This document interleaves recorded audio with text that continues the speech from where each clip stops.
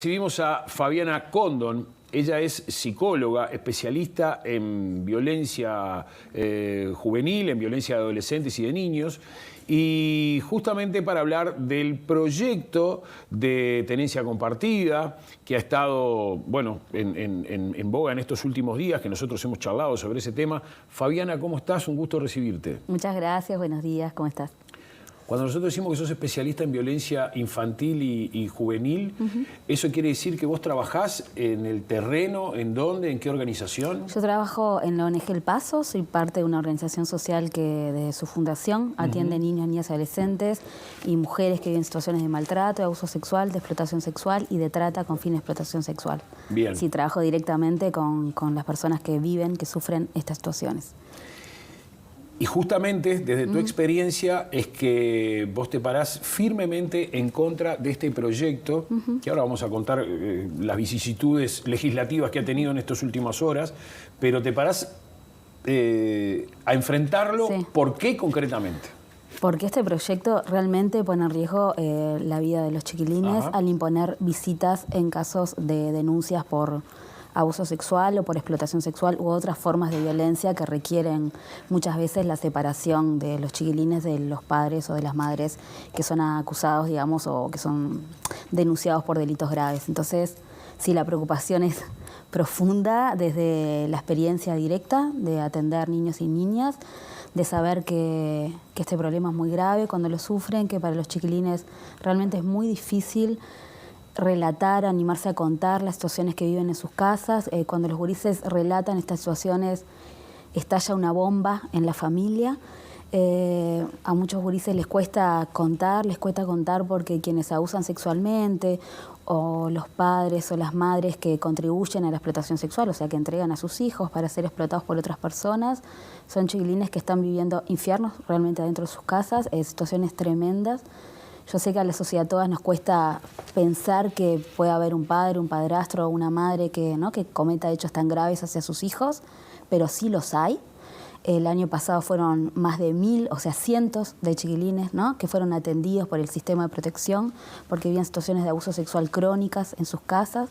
Entonces somos los equipos técnicos de las organizaciones sociales, de las escuelas, de la salud, que escuchamos esos gurises, que recibimos esos relatos y que les acompañamos muchas veces en denuncias o en periplos por el sistema de justicia que son realmente largos y muy difíciles. Entonces, este proyecto de ley, lejos de mejorar la situación de los chiquilines, que hoy cuesta mucho proteger, los dejaría expuestos a visitas, aunque sean vigiladas, no importa, visitas, tener que mirar a la cara a esa persona que abusaba sexualmente, mirar a la cara a esa madre, a ese padre que contribuía a la explotación sexual. Entonces, el contenido y la cuestión como central de extrema preocupación de quienes trabajamos con chiquilines es que se modifique el Código de la Niñez, que se modifique la Ley de Violencia de Género al plantear las visitas en este tipo de casos.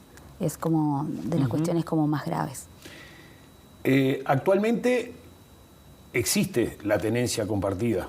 Como posibilidad, por supuesto, o sea, la tenencia compartida es una opción. Que quizás es lo que más Primero se ve. Todos sabemos, o sea, conocemos muchas situaciones de parejas que se separan y es lo que acuerdan para sus hijos, cuando muchas veces van a la justicia a ratificar ese acuerdo de la tenencia compartida. Y es verdad que sí, que hay otros que no se ponen de acuerdo, digamos, y empiezan, bueno, los periplos, digamos, por la justicia. Pero es una opción hoy en nuestra legislación vigente, o sea, es una opción de los acuerdos en la vida cotidiana de las personas. Y la ley prevé que un juez lo pueda definir o ratificar o confirmar si entiende que es lo mejor para ese chiquilín y esa chiquilina. O sea, eso ya está previsto. Lo que pasaría a suceder con este proyecto es que esa tenencia compartida pasaría a ser obligatoria. No, eso lo modificaron un poco, o sea, plantearon que hay que revisar y hay que considerar otros parámetros para escuchar si es lo mejor para los chiquilines, pero, por ejemplo, dentro de los parámetros a considerar, no colocan la violencia. Entonces, por eso nos parece gravísimo, en primer lugar, que bajo este título que del proyecto de ley, que parecería que todos estaríamos de acuerdo, corresponsabilidad en la crianza o tenencia compartida, subyacen, digamos, una serie de disposiciones que lo que hacen es poner en especial situación de riesgo a los niños y las niñas que viven violencia, porque barre con todas las medidas de protección que se lograron, que se acordaron en la Ley de Violencia Basada en Género. Y quiero decir, y en el Código de la Niñez, en la Ley 19747, que fue una ley votada por unanimidad con todos los representantes de los partidos políticos en 2019. O sea, en esa ley, ahí se define que los niños y las niñas son víctimas directas de la violencia que viven sus madres, que hay que disponer medidas provisorias de protección. Sabemos y no nos podemos olvidar, por eso también estoy hablando de la preocupación directa, porque hay niños que son asesinados. O sea, hace pocos días un papá asesinó a sus 2 hijos. En 2020, 2 niños de Rocha fueron asesinados por su padre, ¿no? Que habían denuncias por parte de su madre hacia él. O sea, nos olvidamos de los niños que son asesinados por sus padres, nos olvidamos de los niños que entran a una emergencia médica por intento de autoeliminación, por vivir situaciones de abuso. Por eso, la gravedad de modificar esta disposición que decía claramente que cuando un niño es víctima de violencia sexual, el Estado está obligado a protegerle provisoriamente, está obligado a no imponerle una revinculación, que una visita vigilada es una revinculación. Hay que garantizar protección para investigar adecuadamente.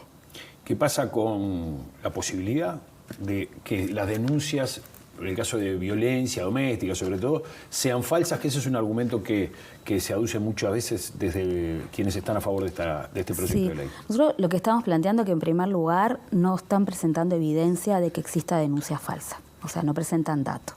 Acá no hay dato de denuncia falsa. En otros estudios como internacionales, en general se plantea que en casos de abuso sexual se puede ver entre un 1 o un 2% de denuncias falsas. De todos modos, o sea, eso es investigable, porque, o sea, se puede denunciar eso en la justicia penal y que se investigue si hubo falsedad o no, como en cualquier otra, ¿no? Como en otros delitos de difamación o otros donde se denuncia en la justicia penal. Entonces, acá no hay dato, sí hay dato de la cantidad de situaciones de violencia, y no podemos pensar, además, en desproteger a los niños y las niñas imponiendo visitas, ¿se entiende? Si fuese así, que hubiesen algunas situaciones donde hubieron demoras, donde hubieron injusticias, ¿no? Que también, ¿no? Eso que tiene que hacerse, estudiarse, analizarse, pero no por eso limitar el derecho a protección que tienen los niños, que con este proyecto de ley se limita.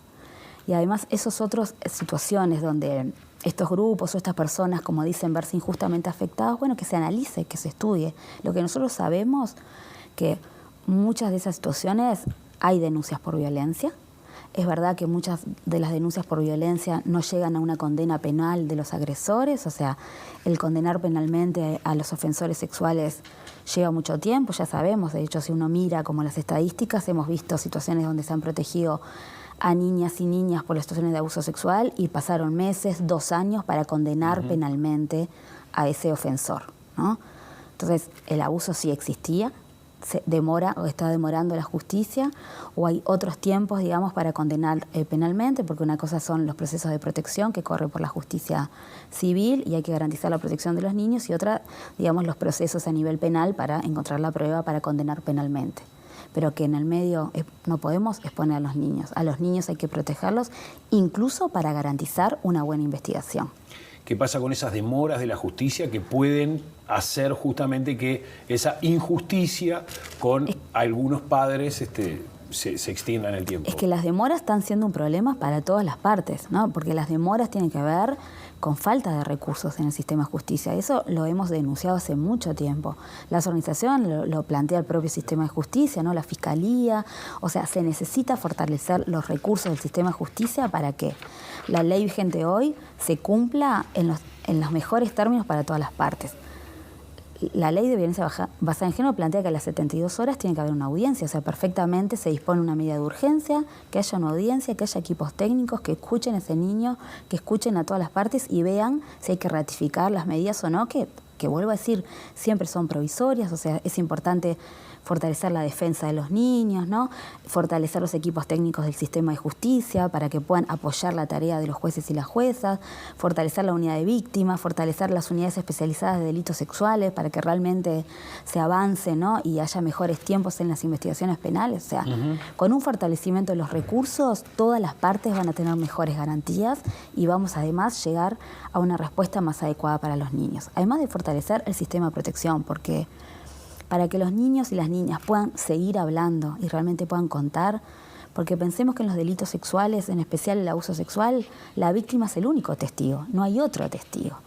Por eso es tan importante garantizar la protección, por eso es tan importante garantizar una medida provisoria para que esté seguro y acompañado por personas que efectivamente le vayan a cuidar y que se le separe de la persona denunciada para que en ese proceso haya mejores garantías. Desde algunos organismos públicos que tienen que ver con la temática, Instituto de la Mujer, el CIPIAP, justamente se han escuchado voces discordantes e inclusive de algunos legisladores. ¿Qué expectativa tienen que pasen ahora que se postergó el tratamiento de este proyecto a nivel parlamentario, que pasen en estos días? Nosotros lo que estamos pidiendo es que la comisión nos vuelva a recibir, no solo las organizaciones, estamos pidiendo que vuelva a recibir a los mismos organismos que tienen especialización en el tema y que ya se habían pronunciado con mucha preocupación con respecto a los dos proyectos anteriores, donde de alguna manera sigue manteniendo los problemas, digamos, centrales de vulneración de derechos de los chiquilines.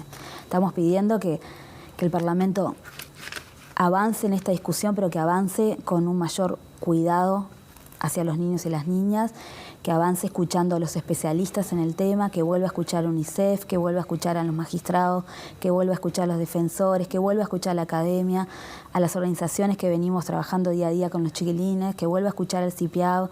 El Consejo de Niñez también se había pronunciado con mucha preocupación con el proyecto anterior, porque en la forma y en los contenidos sigue vulnerando gravemente los derechos de los chiquilines. Entonces, esta es una discusión sobre los procedimientos, pero en lo concreto yo vuelvo a insistir desde el lugar nuestro del trabajo, es una preocupación profunda porque pone en riesgo las garantías de protección hacia los chiquilines. Entonces esperamos que realmente se tome esto no como una disputa partidaria, sino como la oportunidad de profundizar en la respuesta de protección hacia los chiquilines. ¿Tienen expectativas ciertas de que esta ley termine, este proyecto termine no siendo aprobado? ¿Hay posibilidades con algunos pronunciamientos que ya ha habido de parte de algún sector del Partido Colorado, de parte del Partido Independiente? Siempre tenemos como la expectativa de que de esto se pueda como discutir. Queremos y creemos, porque estamos en un sistema democrático, que no podemos en estas pujas seguir poniendo en riesgo a los chiquilines. Acá los chiquilines están en riesgo y tenemos que avanzar en discutir con responsabilidad. Esperemos que realmente haya como una revisión. Creo que a veces podemos parar un poco y pensar un poco más lo que estamos haciendo para informarnos mejor, para profundizar en los temas y para mejorar las respuestas. Se han hecho en estos temas. Esperamos que en esto que es tan sensible y es tan importante como garantizar la protección de los niños y niñas que viven en situaciones de violencia, realmente se dé el espacio para revisar esto. El tratamiento de este proyecto de ley de tenencia compartida en el Parlamento se ha visto postergado, como lo contábamos hoy más temprano, porque uno de los senadores del sector Ciudadanos, concretamente del Partido Colorado, Pablo Lanz, contrajo COVID y pidió para estar cuando este tema se discutiera por última vez, aparentemente, en la comisión y después en el plenario del Senado en primer lugar. Eso estaría sucediendo recién el próximo 2 de agosto, cuando tendría que haber sido hoy o mañana que se estuviera votando, por lo menos en la primera de las cámaras en el Parlamento. Veremos qué es lo que sucede desde ahora hasta ese momento. Muchísimas gracias, Fabiana Condon, por ayudarnos a entender un poco más de esta problemática. Y a ustedes por dar el espacio para hablar. Muchas gracias. Muy bien, entonces, vamos a ver cómo está Montevideo.